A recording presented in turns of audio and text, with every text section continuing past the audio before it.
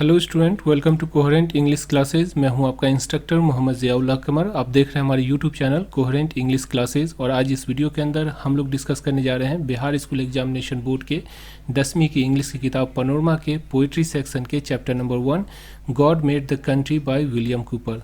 आज हम लोग डिस्कस करेंगे God made the country by William Cooper. ये बहुत ही बेहतरीन कविता है जो कि गाँव की परिदृश्य को परिभाषित करती है।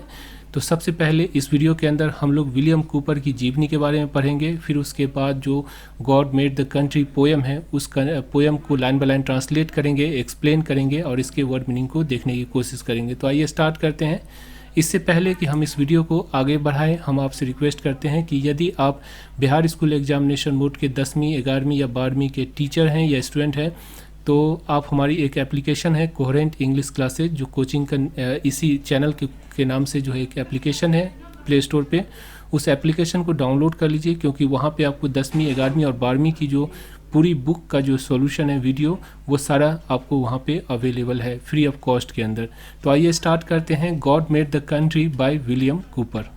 गॉड मेड द कंट्री, इसका मतलब क्या हुआ? देखिए, गॉड का मतलब तो आप सभी जानते हैं भगवान, मेड का मतलब बनाया, द कंट्री, कंट्री का मतलब क्या होता है? देखिए, कंट्री के कई माने होते हैं। कंट्री का मतलब होता है एक प्रदेश, मतलब कि एक इलाका, एक भूभाग, उसको भी कंट्री कहते हैं। लेकिन ओल्ड इंग्लिश के अंदर यानी पुराने ज़माने की इंग्लिश के अंदर जो ग्रामीण इलाका होता है, जो गांव देहात होता है, उसको जो है कंट्री कहा जाता है। विलेज भी कह सकते हैं या कंट्री भी कह सकते हैं। तो यहाँ पे जो है कंट्री का मतलब कोई देश नहीं हुआ, यहाँ पे कंट्री का मतलब हो गया जो ग्रामीण इलाका है उसको कहते हैं। तो गॉड मेड द कंट्री यानी कि इस पोएम के अंदर जो विलियम कूपर हैं वो पोएम को स्टार्ट करते हुए कहते हैं कि भगवान ने जो है गांव बनाया और इंसान ने मेड द टाउन, मतलब कि जो टाउन होता है या शहर होता है या सिटी होता है वो इंसानों ने बनाया और फिर उसको जो है सिद्ध करने की कोशिश करते हैं इस पोएम के अंदर। तो इसके लेखक कौन है? William Cowper's. आइए देखते हैं। विलियम कूपर 1731 टू 1800, यानी विलियम कूपर जो है उनका जन्म कब हुआ? 1731 ईस्वी में और इनकी जो मृत्यु थी वो 1800 ईस्वी में हुई।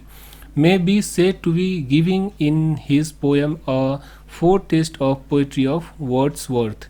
उनकी कविताओं में वर्ड्सवर्थ की कविता का पुरगामी, उनकी कविताओं में वर्ड्सवर्थ की कविता का पुरगामी कहा जा सकता है। इसका मतलब ये हुआ कि जो विलियम कूपर थे वो विलियम वर्ड्सवर्थ से जो है वो बड़े थे, यानी सबसे पहले विलियम कूपर आए, उसके बाद जो है विलियम्स वर्ड्सवर्थ आए। तो उसमें हुआ ये कि जो विलियम वर्ड्सवर्थ की कविता है वो जो है विलियम कूपर की कविता से मेल खाती है। मतलब उनकी जो सोच है, लिखने की जो शैली है विलियम वर्ड्सवर्थ की, वो विलियम कूपर से जो है मेल खाती है। ठीक है, आगे चलते हैं। There is in his work the same deep respect for the rural life, the common people and the lovely quiet landscape। यानी उनकी जो कविता है विलियम कूपर की, उनके कार्यों में भी, उनके कविताओं के अंदर भी उन्होंने जो लिखा उसमें भी ग्रामीण जीवन और आम लोगों और प्यारे शांत परिदृश्य की वही गहरी समान है। मतलब कि अगर आप विलियम कूपर की कविता को पढ़ लीजिए या विलियम वर्ड्सवर्थ की कविता को पढ़िए, इन दोनों की कविता के अंदर क्या क्या मिलता है? रूरल लाइफ, जो ग्रामीण जीवन है उसके ऊपर इनकी कविता होती है, या फिर कॉमन पीपल, जो आम आदमी होते हैं उनके ऊपर जो है ये दोनों कविता लिखते थे। और जो है लवली और क्वाइट लैंडस्केप का मतलब हुआ शांत परिदृश्य। परिदृश्य का मतलब जो हरियाली होती है ना, लैंडस्केप का मतलब जो हरियाली होता है उसको कहते हैं। तो इनकी कविताओं में जो हरियाली होती है, जो नेचर होती है, उसको ज़्यादा दर्शाया जाता है।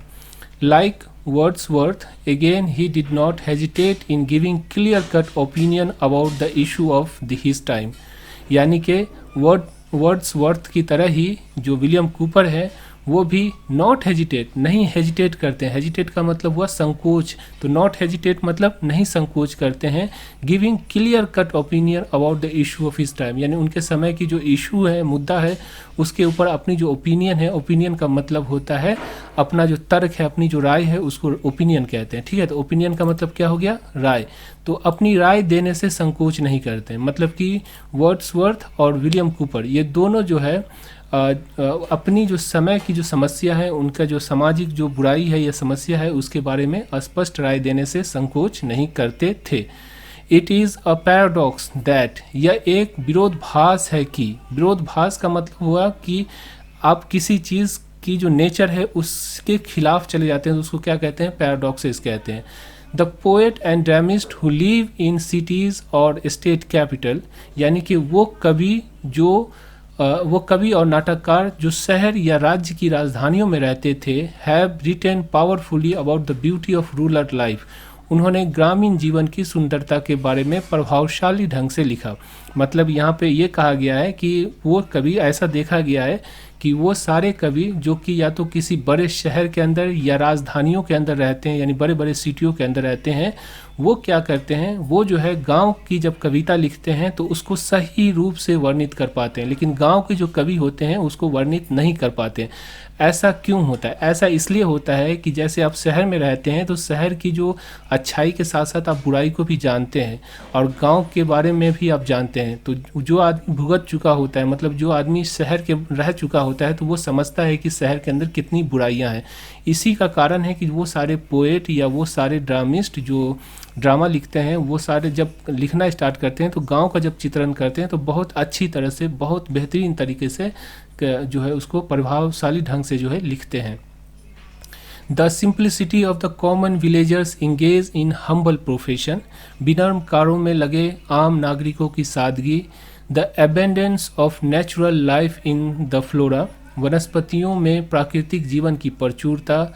And the fauna and the peaceful living they together make have always inspired poet to write on the life of the countryside. और वो क्या क्या चीज़ है जो कि एक पोएट को कंट्री साइड, मतलब जो ग्रामीण इलाका है, उसके बारे में लिखने को प्रेरित करता है। तो सबसे पहला चीज़ यहाँ पे क्या है, जो गांव के लोग होते हैं वो सादगी के साथ अपने जीवन व्यतीत करते हैं। उनका व्यापार भी जो होता है या उनकी जो व्यवसाय होती है वो भी सादगी भरी होती है, खेती बाड़ी, वो जो है प्रेरित करता है। दूसरा चीज़ जो नेचुरल लाइफ होता है, मतलब कि जो हरियाली होती है।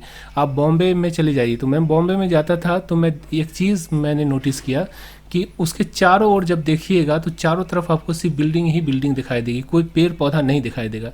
लेकिन आप अपने गांव के अंदर जाइए और चारों तरफ देखिएगा तो चारों तरफ पेड़ पौधा दिखाई देता है, कोई बिल्डिंग नहीं दिखाई देती है। तो यहाँ जो होती है हरियाली जो होती है वो गाँव के इलाकों में होती है। तो ये भी जो है कोई पोएट को क्या करता है, प्रेरित करता है गांव के बारे में लिखने के लिए। उसके बाद जो है यहाँ पे जो लेखक यहाँ पे कहते हैं कि जो फौना का मतलब क्या होता है, फौना का मतलब होता है जीव जंतु, और पीसफुल लिविंग यानी कि जो लोग शांतिपूर्ण जो ज़िंदगी होती है। आप शहर के अंदर चले जाइएगा तो देखिएगा क्या होता है कि हर चौराहे पे आपको जो हॉर्न, जो गाड़ी की जो हॉर्न होती है वो बजती रहती है, हमेशा जो है ध्वनि प्रदूषण होता रहता है। लेकिन गांव के इलाके में जाइएगा तो शांति वाला माहौल होता है। तो ये जो पीसफुल लिविंग होता है, जो लोग जीते हैं, ये जो क्या करता है, इंस्पायर करता है। इंस्पायर करने का मतलब क्या होता है, आदमी को प्रेरित करता है, उस्काता है, ठीक है। इंस्पायर्ड का मतलब क्या हुआ, प्रेरित करना। तो उसको जो इंस्पायर करता है, उस्काता है, प्रेरित करता है कि जो लिखने के लिए क्या चीज़, life in the countryside, यानी जो ग्रामीण इलाका जो होता है, गांव जो होता है, उसके ऊपर लिखने के लिए प्रेरित करता है। Cooper poem is a classical example of this kinds of writing. Williams Cooper की जो कविता है, इस तरह के लेखन का एक उत्कृष्ट उदाहरण है, एक बेहतरीन। क्लासिक का मतलब क्या होता है, उत्कृष्ट, यानी कि बेहतरीन उदाहरण है। The first line of the poem, कविता की पहली पंक्ति, God made the country and man made the town. ईश्वर ने गांव बनाया और मनुष्य ने शहर बनाया। ट्रूली सम अप का मतलब होता है निष्कर्ष निकलना, ठीक है। तो ट्रूली मतलब हकीकत में, सच में। Sum up the creation of the country side and the evolution of the town, सही माने में ग्रामीण इलाका के निर्माण और शहरों के जो विकास के बारे में बताता है। Being created in natural way, village possess a perfection, प्राकृतिक तरीकों से बनाए जाने वाले गाँव में एक परिपूर्णता होती है। That town and cities can never have, जो कि कस्बों और बड़े बड़े शहर होते हैं उसमें कभी नहीं हो सकती। एड्रेसिंग द टाउन ड्वेलर्स का मतलब जो नगरवासी होता है, नगर निवासी या शहर के जो निवासी होते हैं उसको कहते हैं टाउन ड्वेलर्स, निवासी। ड्वेलर्स का मतलब क्या होता है, निवासी। तो एड्रेस करना मतलब संबोधित करना। तो शहर के निवासियों को संबोधित करते हुए the poet throw light on the virtues of real life, कवि जो है विलियम कूपर वो वास्तविक जीवन के गुणों पर प्रकाश डालते हैं। And exhort them to escape from artificial luxury and comfort to the simple but the enduring pleasure of a village, और उन्हें कृत्रिम विलासिता और आराम से बचने के लिए उस्काते हैं। यानी कि इनकी कविता में, जो कविता हम पढ़ेंगे उसके अंदर जो है गांव की जो वातावरण है उसकी ओर प्रेरित करता है आने के लिए, और जो आर्टिफिशियल लग्जरी है, जो कृत्रिम है, इंसान ने बनाया दिखावा जो होता है, जो जाल होती है विलासिता की, उससे जो है उसको बचने के लिए जो कवि इस पोयम के अंदर उस्काते हैं। फिर भी गांव जो है एक आनंद फिर भी एक गांव का आनंद टिकाऊ होता है। मतलब गांव के अंदर रहना ही जो है कुछ अच्छी बात होती है। शहर के अंदर आप लाखों रुपया कमा लीजिएगा, लेकिन गांव की जो वातावरण है, गांव की जो खान पान है और गांव की जो आबो हवा है वो आपको मतलब शहर के अंदर कभी नहीं मिल सकती है। तो आइए स्टार्ट करते हैं। God made the country by William Cooper. देखिए, गॉड मेड द कंट्री यानी कि खुदा ने, भगवान ने गांव बनाया, and man made the town, और आदमी ने शहर बनाया। ठीक है, समझ में आ गया। What wonder then that health and virtue gift. तो फिर क्या बढ़िया चमत्कार है सेहत और सदाचार के सौगात का गांव में। मतलब कि भगवान ने गांव बनाया, इसीलिए जो वहाँ पे जो हेल्थ है और जो सदाचार है, वर्च्यू है, उसका जो है बहुत ही बढ़िया निज़ाम है, बहुत ही बढ़िया जो है सो अरेंजमेंट है। That can alone make sweet the bitter draught, जो कड़वी घुट को अकेले ही मीठा कर सकती है। मतलब कि गांव के अंदर आदमी दुख में भी रहता है तो क्या होता है, वो मिठास रहती है, मतलब शांति रहती है दिल के अंदर। दुखी भी रहता है फिर भी शांति रहती है। That life hold out to all should most abound, यह जीवन सभी के लिए प्रतिरोध है, इसे प्रचुर होना चाहिए। And least be threaten in the field and groves, और कम से कम हो सकता है संकट खेतों और खलियानों के अंदर। ठीक है, अब इसका जो है एक्सप्लेनेशन भी, इसीलिए मैं आपको कहता हूँ कि पनोरमा स्नैपशॉट जो हमारी coaching classes, coherent English classes की तरफ से निकलती है किताब, अगर आप टीचर हैं तो आप जो है इस किताब को ले सकते हैं, और साथ में PDF फाइल वगैरह भी हम लोग जो है सो कोचिंग के नाम से बनाते हैं। तो अगर आप बनवाना चाहते हैं तो आप इस नंबर पे 9065829862 पे कांटेक्ट कर सकते हैं। तो ये रहा आपका लाइन बाय लाइन ट्रांसलेशन। यहाँ देखिए एक्सप्लेनेशन है। क्या है एक्सप्लेनेशन? जब पृथ्वी का निर्माण किया गया तो उस समय जमीन पर हर जगह या तो जंगल थी या फिर गांव, लेकिन जैसे जैसे इंसान ने होश संभाला शहर का निर्माण होता चला गया। इसीलिए लेखक अपनी कविता की शुरुआत इस पंक्ति से करते हैं कि खुदा ने, यानी कि जो भगवान है, उसने गांव बनाया, और आदमी जब आए यहाँ पे बसना स्टार्ट किया तो आदमी ने क्या किया, उस गांव को चेंज करके शहर बना दिया। लेखक अगली पंक्ति में गांव की जो फिजा यानी कि जो वातावरण है उसके बारे में कहते हुए लिखते हैं कि गांव की जो आबो हवा यानी हवा पानी जो गांव का है उसमें खुदा ने सेहत और सदाचार का उपहार दिया है। यानी कि भगवान ने उसके अंदर सेहत रखी है, यानी गांव के अंदर रहिएगा, उसकी जो हवा पानी है उसका अगर सेवन कीजिएगा तो आप सेहतमंद रहिएगा, और साथ में आप जो है सदाचार यानी कि बड़े और छोटे की जो इज्जत होती है वो भी कीजिएगा। गांव की हवा में सेहत, लोगों में सदाचार होती है, जिसके कारण कड़वी चीज़ भी मीठी हो जाती है और रोग का भी निवारण हो जाता है। लेखक अंतिम जो पंक्ति है उसमें संकेत देते हैं कि आधुनिक जीवन प्रतिरोध और संकटों से भरा है। यानी कि जो आधुनिक जीवन है, लाख रुपया कमाने की जो होड़ लगी रहती है, शहर के अंदर लोग जाते हैं, उसमें जो है क्या है, प्रतिरोध भी है, और दूसरी चीज़ क्या है, संकटों से भरा हुआ है, बहुत सारी संकट है। लेकिन गांव के खेत और खलियानों में ऐसा कुछ भी नहीं है। मतलब कि गांव के खेत खलियान में आप थोड़ा पैसा कम कमाइएगा, लेकिन जो है आप अच्छी तरह से ज़िंदगी व्यतीत कर सकते हैं गाँव के अंदर। आगे चलते हैं। पजेस ये का मतलब पिछली जो आपका जो प्रोज है उसके अंदर भी मैंने बताया था, a little girl is visor then man के अंदर भी ये का मतलब होता है यू। तो pauses you therefore you who borne about a chariots and sedans know no fatigue. अब यहाँ पे देखिए कुछ वर्ड है। चैरियट्स का मतलब होता है जो रथ होता है, जो राजा महाराजा अपनी रानी के साथ लेकर जाते थे रानियों को घुमाने के लिए, तो उसको चैरियट्स कहते हैं। सेडान का मतलब क्या होता है, पालकी जो होता है, जिस पे पहले शादी में जो खटोला होता था जिसके अंदर जो दुल्हन होती थी उसको लेके जाते थे, उस पालकी कहते हैं, तो उसको सेडान कहते हैं। ठीक है, तो पालकी। और फैटिक का मतलब हो जाए थकान। ठीक है, तो कहता है कि तुम संपन्न हो। पजेस का मतलब है तुम्हारे पास धन संपत्ति है, पजेशन बहुत सारा है, तुम्हारे पास बहुत सारी धन संपत्ति है, तो तुम संपन्न हो। इसलिए तुम जिसने पालकी और रथ में जन्म लिया को थकान का कुछ पता नहीं। यानी कि एक राजा का बेटा जो कि पैदा हुआ और पालकी पे जाता है और जो है या तो रथ पे जो है सफ़र करता है, उस थकान क्या चीज़ होती है उसका कोई पता नहीं होता है। But of idealness and taste no sense, लेकिन आलस्य के कारण, आइडियलनेस का मतलब क्या होता है आलस्य, तो आलस्य के कारण और नज़ारों का मज़ा नहीं ले पाते। यानी कि आलस है, आप जो है सो रथ पे सवार होके एक जगह से दूसरी जगह जाते हैं और पालकी पे सवार होके जाते हैं, इसकी वजह से जो नज़ारे हैं, हरियाली है, कुदरत की जो सीनरी है, उसका आप जो है क्या करते हैं, मज़ा नहीं ले पाते हैं। समझ में आ गया।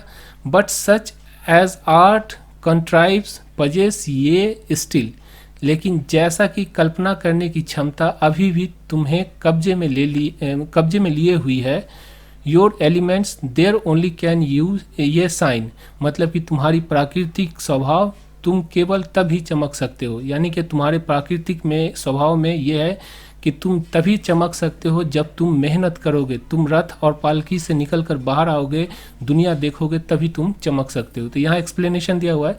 लेखक कहते हैं कि हमारा जो जन्म पालकी और रथ वाले संपन्न परिवार में हुआ है, इसलिए हम नहीं जान पाते कि थकान क्या चीज़ होती है।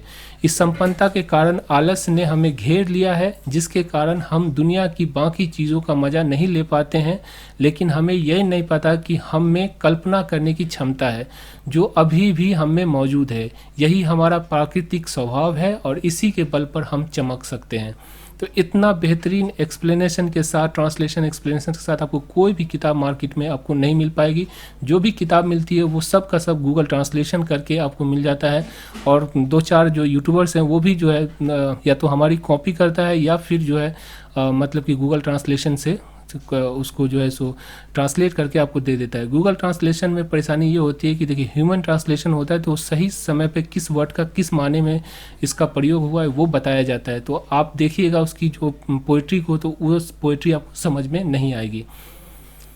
There only mind like yours can do no harms, केवल तुम्हारे जैसी सोच ही कोई हानि नहीं पहुंचा सकती है।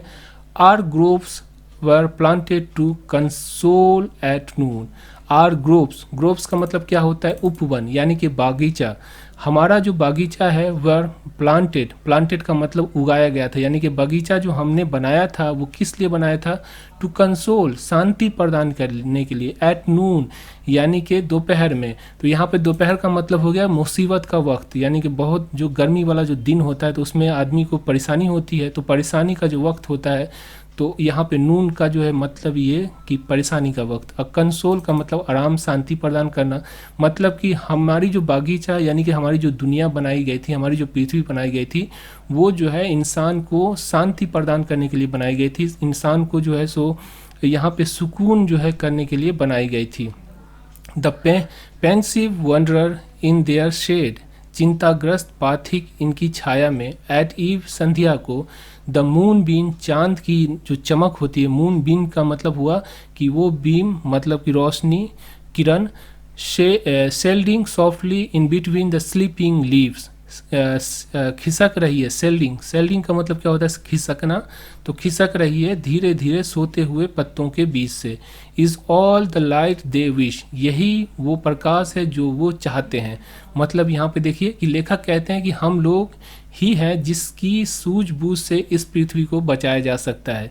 इस उपवन यानी कि जो बागीचा है, यानी कि दुनिया जो है, यानी कि ये पृथ्वी जो है, उसमें निवास करने वाले दुखी मानव को शांति प्रदान करने के लिए बनाई गई थी। भगवान ने ये दुनिया को दुखी मानव को शांति प्रदान करने के लिए बनाया था। पर बदकिस्मती से इस पृथ्वी की जो रौनक है, इसकी जो शाइनिंग है, वो ख़त्म होती जा रही है, जिससे हमें बहुत ज़रूरत है। मतलब यही कि भगवान ने जो गांव बनाया, शांति प्रदान किया, लेकिन हम इंसान उससे खुश नहीं रहे और भगवान की दी हुई जो पृथ्वी है उस पर हमने चेंजेस करके क्या किया, शहर बना दिया, जो कि वहाँ पे लूट खसोट और जो इंसान की जो परेशानी और तकलीफ़ का जो एक गढ़ बन गया है। Birds warbling all the music, चिड़िया हर सुर में चहचहा रही है।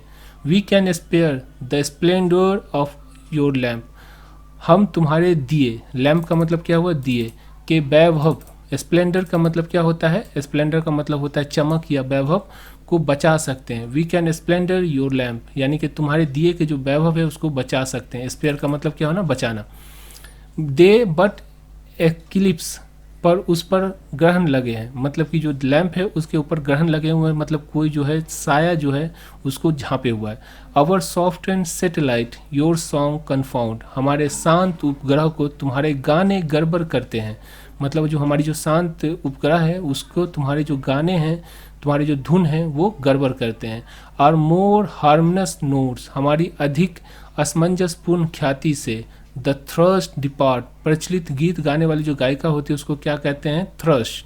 तो द थ्रस्ट डिपार्ट्स, प्रचलित गीत गाने वाली जो गायिका है उसका प्रस्थान हो गया, मतलब वो दुनिया से चली गई। Scared and the offended night angle is mute, और डरी हुई है और नाराज कोकिला, मतलब जो कोयल है वो मुख है, यानी कि चुप है। अब इसको समझ लीजिए, यहाँ लेखक ने चिड़िया के रूप में मनुष्य को रेखांकित किया है, मतलब कि मनुष्य जो है उसको एक चिड़िया के रूप में बताया है जो हर तरफ शोर मचाता है। दूसरी पंक्ति में लेखक कहने का प्रयास करते हैं कि मनुष्य में इतनी क्षमता है कि वो हमारी नाजुक धरती को बचा सकता है, लेकिन इसके उलट वह अपने विचारों से इसमें गड़बड़ पैदा करता है। लेखक ने प्रचलित गीत गाने वाली गायिका का उदाहरण देकर ये समझाने की कोशिश की है कि जो पुराने विचारों को संभाल कर रखने वाले लोग थे वो धीरे धीरे इस दुनिया से विलुप्त होते जा रहे हैं, और जो लोग इस विचार का समर्थन करने वाले हैं वो भी चुप हैं। मतलब कि नाइटिंगेल यहाँ पे वो कि जो पुराने विचार को रखने वाले हैं, जिसको पुराना विचार भाता है, इतना हंगामा होता है कि जो पुराने विचार वाले लोग होते हैं वो जो है चुपचाप से अपनी इज्जत बचाने पे तुले हुए हैं। तो इस तरह से God made the country, man made the town, तो ये जो है इसका समापन हुआ। आशा करता हूँ ये वीडियो आपको अच्छी लगी होगी। अगर ये वीडियो आपको अच्छी लगती है अपने दोस्तों के साथ इसको शेयर कीजिए, और कोहेरेंट इंग्लिश क्लासेस की एप्लीकेशन को डाउनलोड कर लीजिए। वहाँ पे टीचर्स के लिए भी बहुत ही बेहतरीन कंटेंट और स्टूडेंट के लिए भी बहुत ही बेहतरीन कंटेंट है। आप आए, फ्री ऑफ कॉस्ट में, इसका कोई पैसा नहीं लगता है। एक बार एप्लीकेशन डाउनलोड करके देखिए, आप जो है आपको बहुत ही बेहतरीन लगेगा। Thank you so much for watching coherent English classes.